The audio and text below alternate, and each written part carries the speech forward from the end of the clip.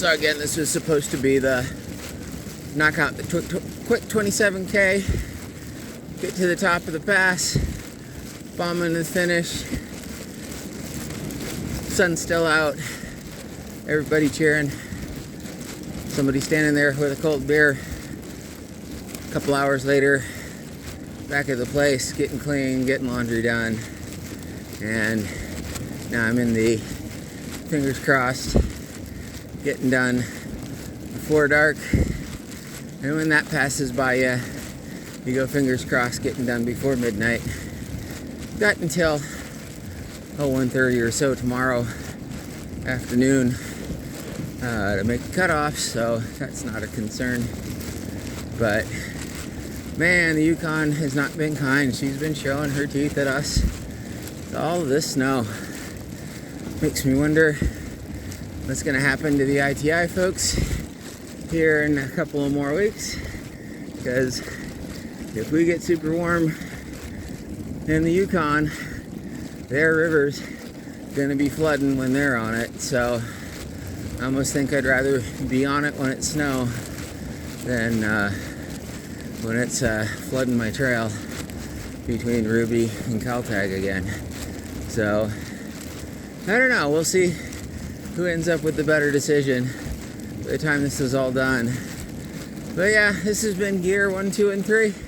This entire 640 some K. Been in some astounding places. Never imagined the Yukon was like it is. Neat folks. Very different race from ITI. Much more serious. And not on a competitive side, but on the seriousness of how these foot athletes have to manage their time. It's actually very impressive.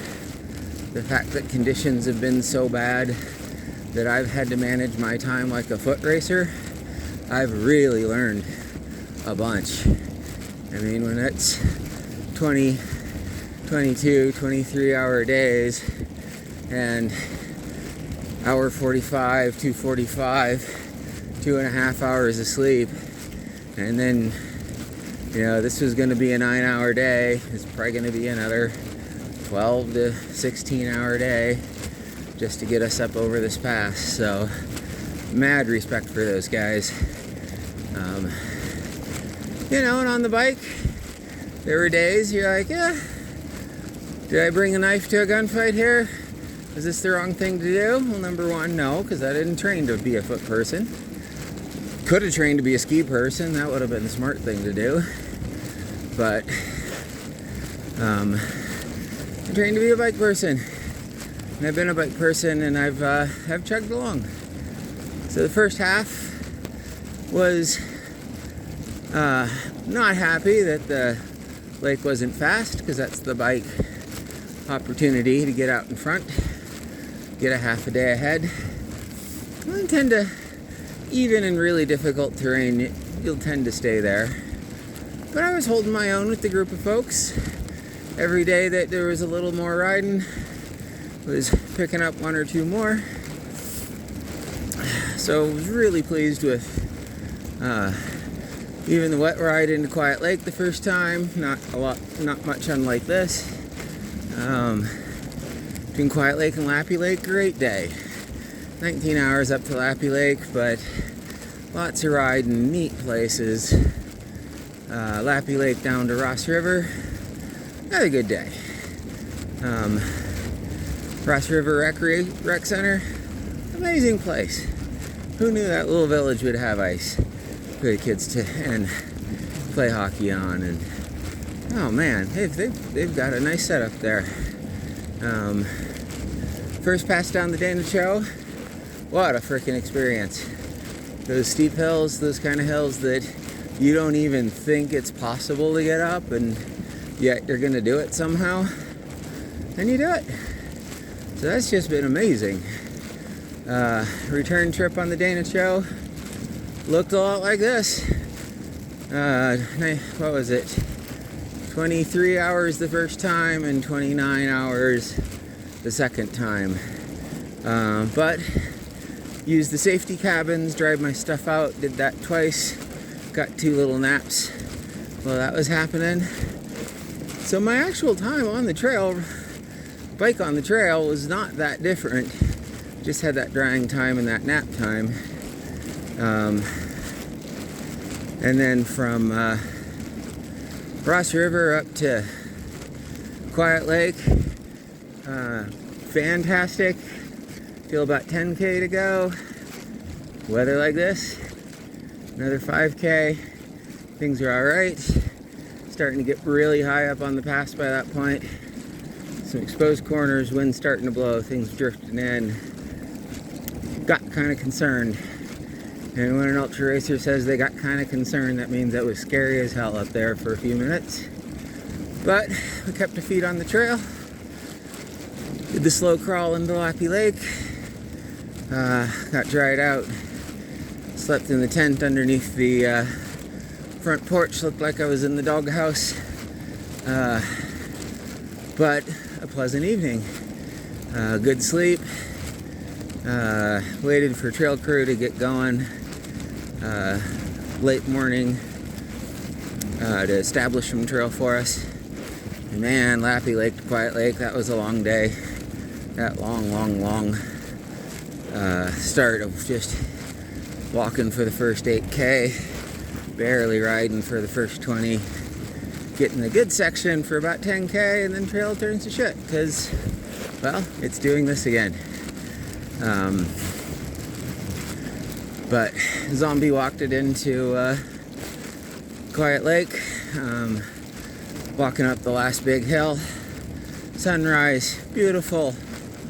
So many moments within these big struggles that make it a lot more worthwhile. And even today we've had our pretty points, and by the time it's all over, there's going to be something else to talk about that I don't even expect yet. So, you know, it'll get done. It'll get done today. It'll get done before the cutoff. But Yukon Arctic Ultra is no joke. If you're not fighting sub-zero Arctic temperatures, there's always something else that she's gonna throw at you. And if you're gonna go play in these places, this is what you're gonna do sometimes. And sometimes this is all you're gonna do for your whole trip. But you gotta think, hey, I'm on the Canal Road in the middle of wintertime, seeing places a handful of people only see in the summer. It's out here on Groundhog Day, and how every little rodent knows to clean out their den on the same day is the funniest damn thing to me. There's also all of the little bit bigger rodents that eat the little rodents. They know they're going to be having an opportunity to snag a few. So watching the footprints and the little struggles and the forest drama unfolding on the ground in front of you as you crawl past it is pretty amazing. Number of moose prints, a couple of big moose, some ptarmigan. I'd been seeing little things, little white flying between the trees, and it wasn't until the trip up toward Quiet Lake, or Lappy Lake the second time, that I finally saw a flock of birds. We got these big chickadee type things up here. Sound like our little black caps down in Edmonton. Fair bit bigger. Mob ya. Good feeling if you started feeding them, they'd hit you up like the gangsters we have down in town. But, you know, we're kind of getting through it. And every time I'm pedaling instead of walking, means I'm going twice as fast. So just by keeping going, it's going to get itself done. Well, I'm going to keep going. I'm going to keep at the work.